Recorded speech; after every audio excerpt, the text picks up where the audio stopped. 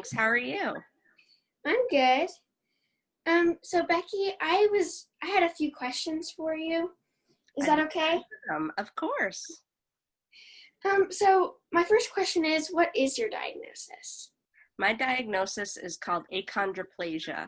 It's one of over 400 types of dwarfism, which is the medical condition that is the umbrella over achondroplasia. So did they know from birth that you had um Achondroplasia, all good. My parents found out when we were at the hospital after I was born, and the only reason they were able to find out right away is because there was a nurse in the delivery room who had seen another baby like me in the past. And then that still wasn't very clear to my parents since they had never heard of achondroplasia, and it caused them to be a little bit worried. But as they continued to gather more information, they figured out that I was going to be okay. so what are some characteristics of your diagnosis? One of the things that was obvious early on is that my head was a bit larger than the rest of my body when I was a baby. Not extremely, but I like to use the comparison to a character you may get at a fair, where you saw the head was a little bit bigger than the rest of the body. And then my arms and legs are shorter, and that makes me, as an adult, 4 feet tall. All little people are, the tallest they would be is 4 feet 10 inches. So a lot of guys with my same type of diagnosis may be a few inches taller than 4 feet. But the other thing is we have we have the same amount of skin, even if our arms and legs are shorter. So that's why it kind of looks like there's just, there's a lot of extra skin.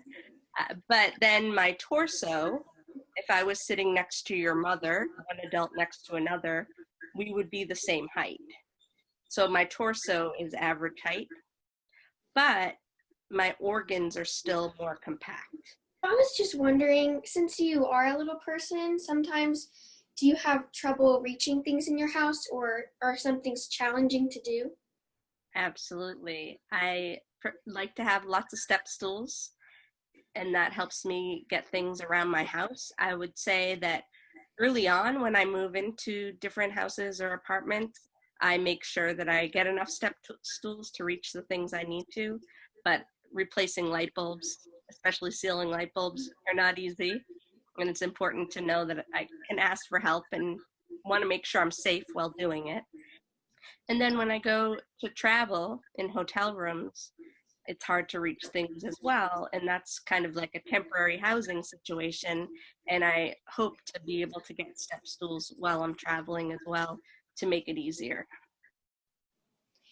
I was also wondering, how do you drive?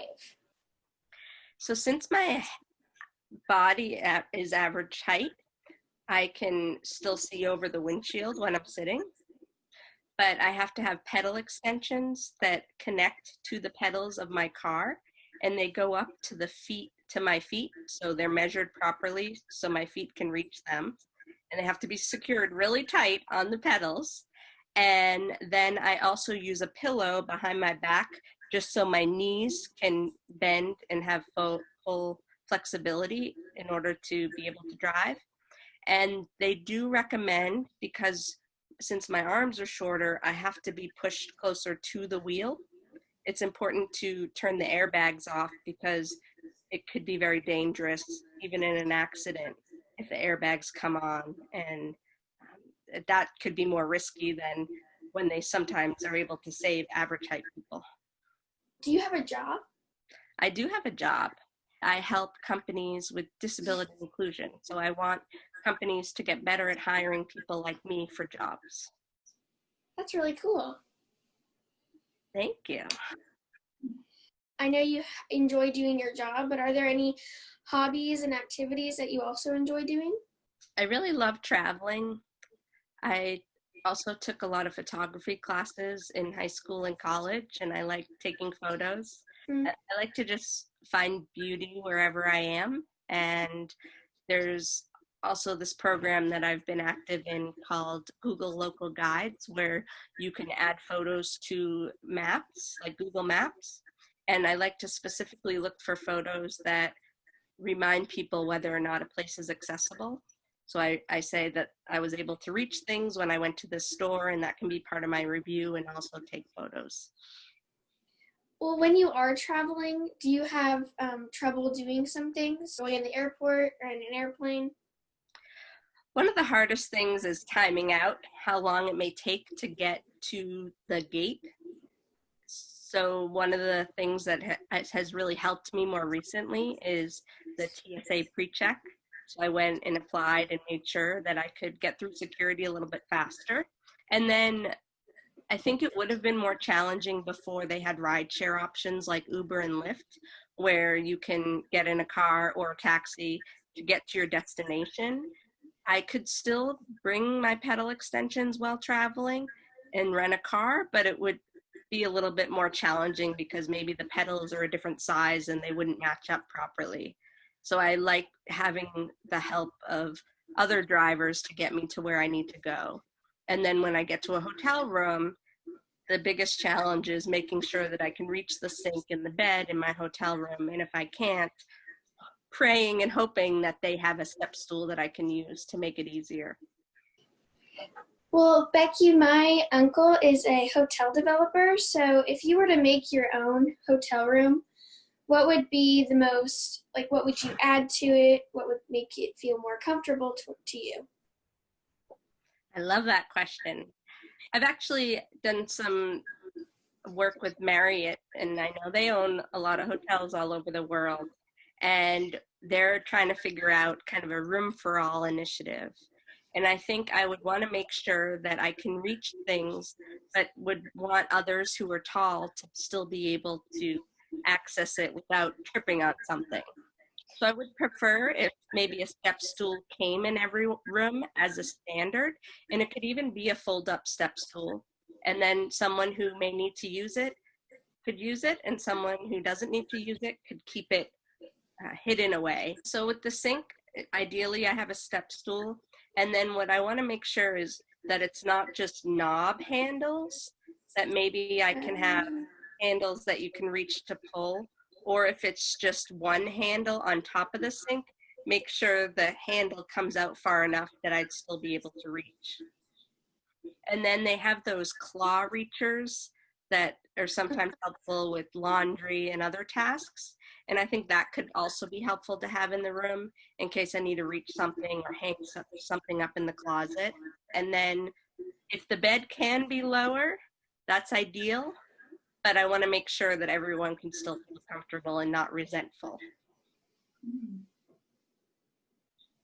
And then in school, what my school was able to do was they were able to put a wooden stool around the toilet in one of the bathrooms. And then they had a lower railing so I could get from one floor to the other safely. And then when I got to high school and college, I asked for an extra set of books so I wouldn't have to carry really heavy books and could leave a set at home and in the classroom.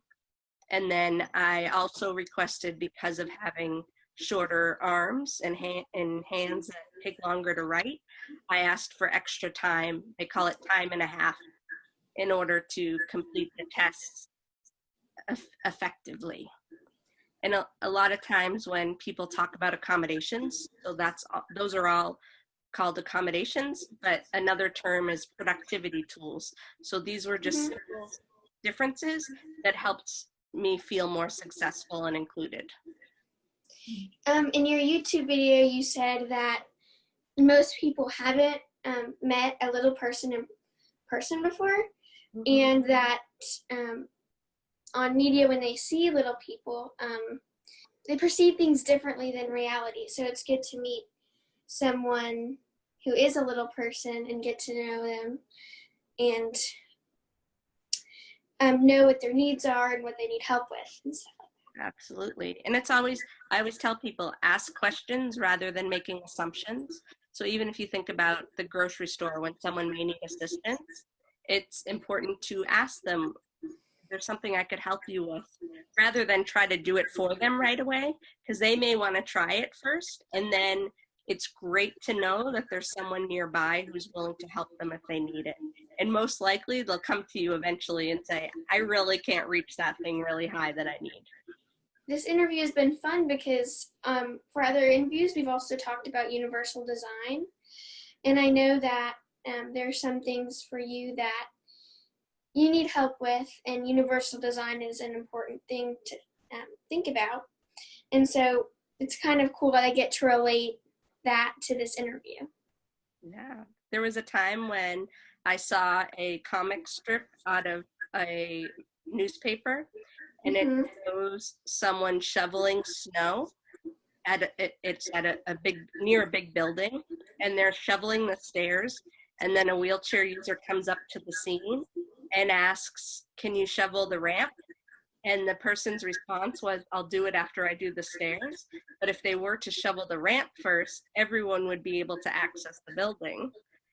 So that should have been the first thing they did. And I think it's important for people to think, all right, not as many people can access the stairs, so let's do the ramp first, and then we can do the stairs. Becky, I'm sure you run across people who don't understand the importance of awareness of people with disabilities. So how do you spread that awareness? Because I know you used to work with media and you say speeches, so how do you think that spreads awareness? Why does there need to be awareness? If we don't specifically call out the awareness that we need to bring attention to, then the community will still be left behind. So one really important thing that I do with companies is encourage them, when they're talking about diversity, to make sure they spell out that disability is part of diversity and that it's a community that can't be left behind. And I think people just like to brush us to the side, and that's why they may also assume that we don't need to advocate for disability, because they assume there's no quality of life for people with disabilities, which is far from the truth.